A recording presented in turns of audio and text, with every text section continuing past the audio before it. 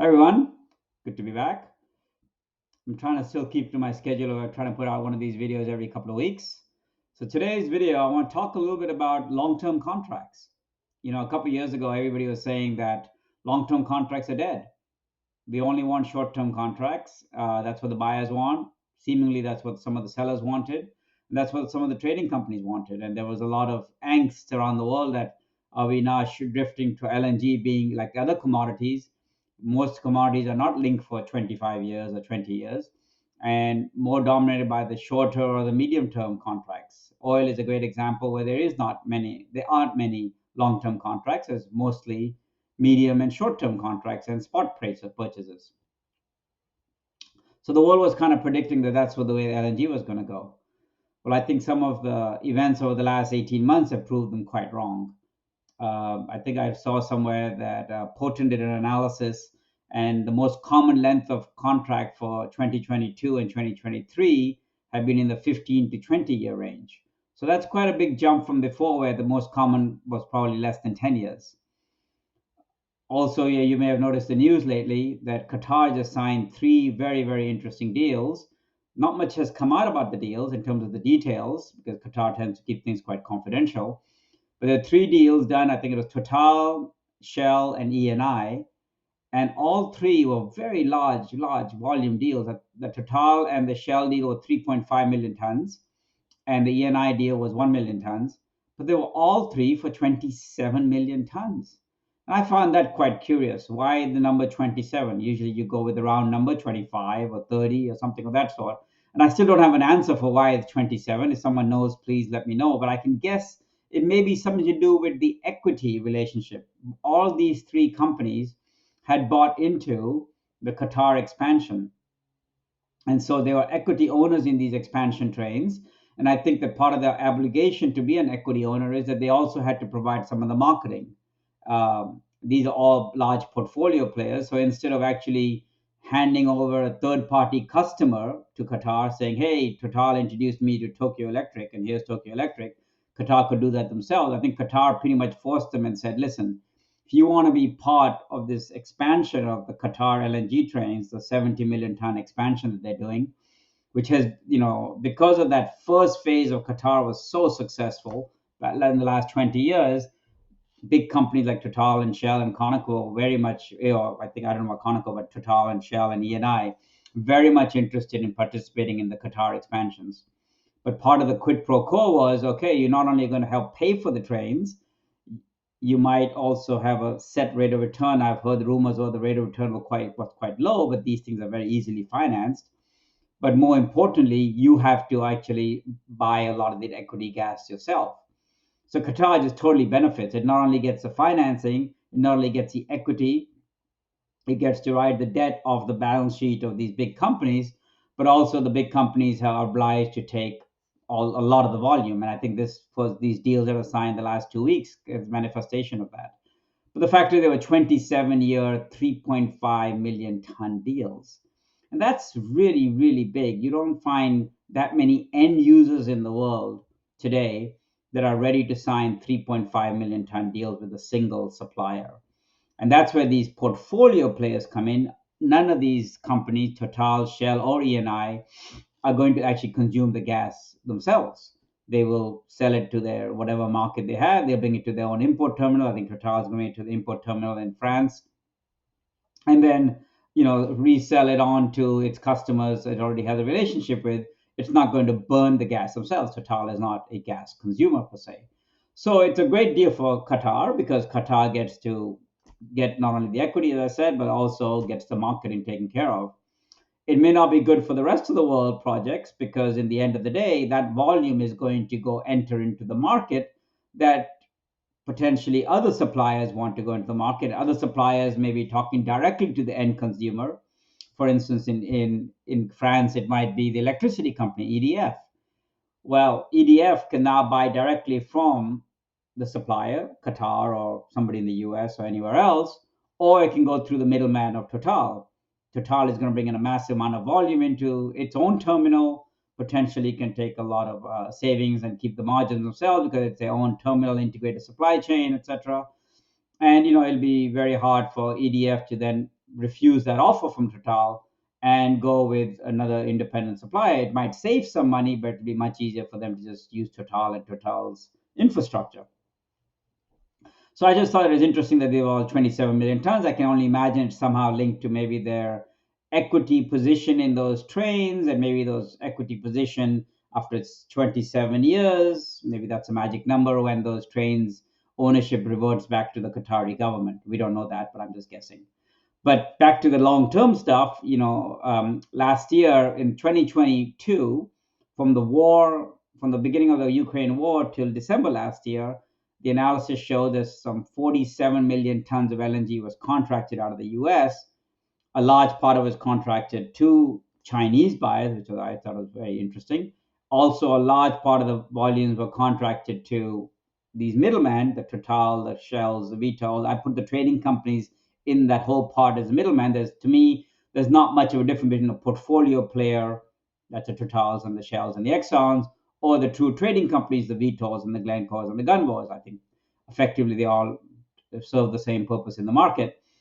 And so we have seen that these trading companies, these middlemen, are actually taking advantage of the long-term, relatively low prices of the US gas, and they can then take that supply, the known supply. It's a very advantageous position for them because they can have very predictable supply at fairly predictable prices, because these companies are very capable of hedging the Henry Hub price. They'll have a fixed gas pipeline contract to the LNG plant. They'll have a fixed tolling fee or processing fee, and they can also lock in shipping. Effectively, they can lock in their entire DES delivered gas price, and then they can now sell it to anywhere in the world, any market in the world, and that makes it very, very interesting, I think, for them. So for them, these middlemen, the long-term contracts out of the US make a lot of sense. Out of Qatar, I think they were probably more restricted on where they could sell that gas to. I'm sure the Qataris didn't let them sell it to anywhere. Qatar typically has destination restrictions, while US does not have any destination restrictions. So the Qataris may have said, Total, you have to bring it into your home country, France. ENI, you have to bring it back to Italy, and Shell, you may have to bring it back to the Netherlands. I don't know how it is, but I presume that's what's going on. So again, back to the long-term stuff, I thought it was quite interesting that the deals that were signed last year from the US or North America, 47 million tons, a majority of them were around the 20 to 25 year mark. So a massive change in the sentiment about short term to long term. And I think the war kind of, made a lot of people nervous because they could see what's going on. If you depend completely on the spot market, on the short term of the spot market, you could easily get priced out, especially with someone like Europe who's willing to pay whatever it takes to fill up their gas storage, which is what they did last year. And I think the countries that were emerging countries, the Pakistans, the Bangladeshis, the Indias, even the Chinas, felt that that's a very much of a vulnerable position to be in, because suddenly you have electricity plants that they have built. Bangladesh has gone through a massive expansion of its gas power generation.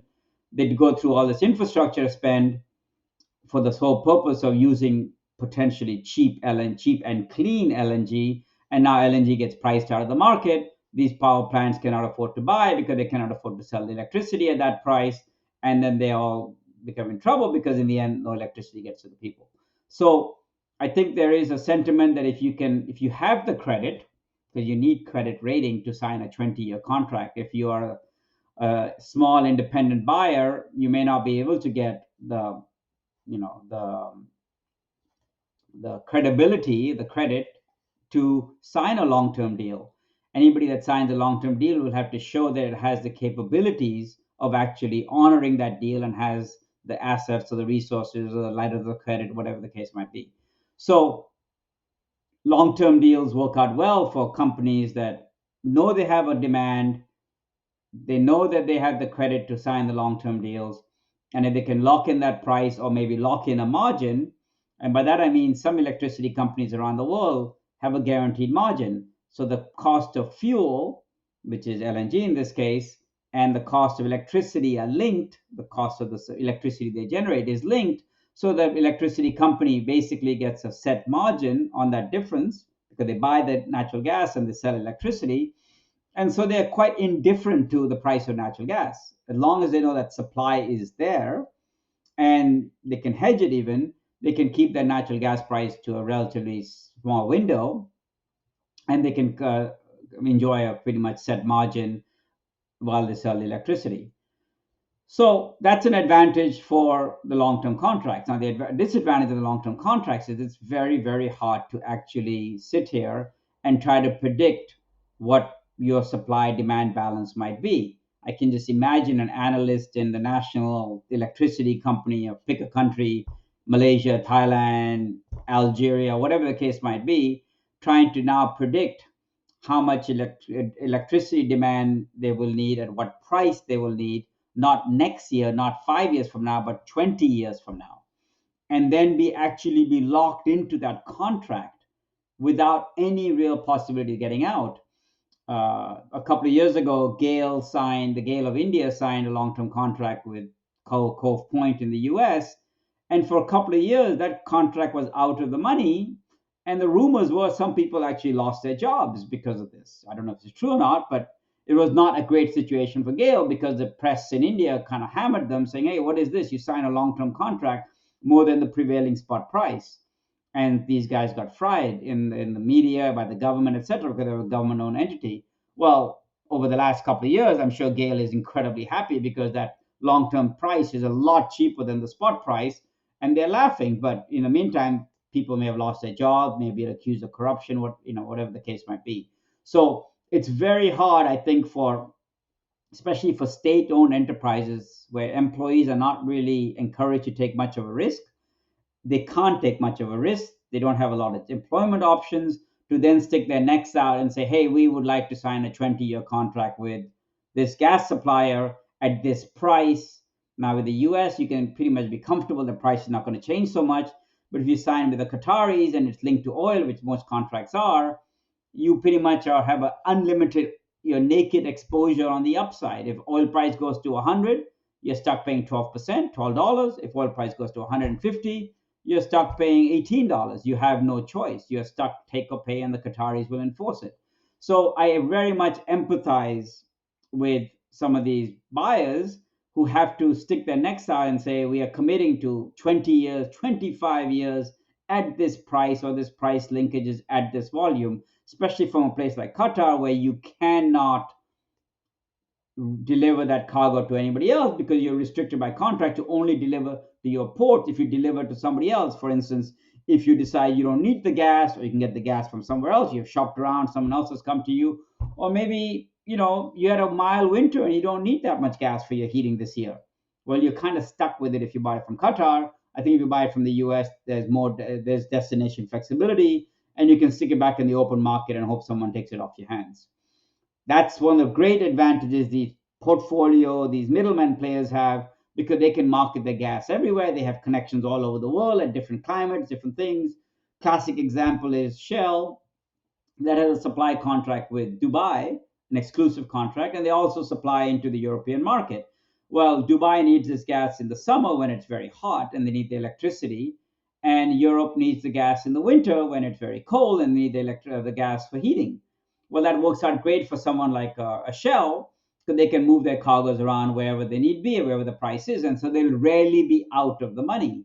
But if you are, let's say my example, you are the Thailand electricity company, you have no choice. You're stuck taking that volume of gas, and oftentimes the Qataris all want you to take it constantly over the year, not just seasonally. You can try a little bit, but it's very difficult to get them to agree to that.